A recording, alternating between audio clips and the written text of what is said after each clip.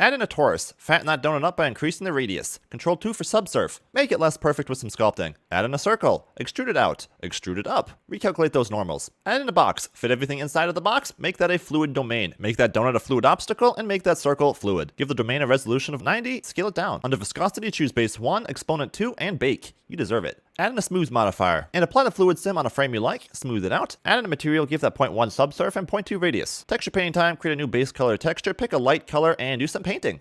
Ooh, that's looking yummy. Let's add an environment texture and make it transparent. Add some bump with a noise texture and bump node. Scale 11, detail 6, strength 0.2, and give it some more roughness. Give that icing a chocolate color, 0.2 roughness, and some subsurf too. Add a cylinder, scale it down, scale it up, add a particle system on that icing, choose hair, advanced, render as object, object that cylinder, choose rotation, normal tangent, some random phase and random scale, add some color with an object info node connected to a color ramp, choose consistent, and some random sprinkle colors. Connect to the color, and yummo, to think this could have been a 16-part tutorial series.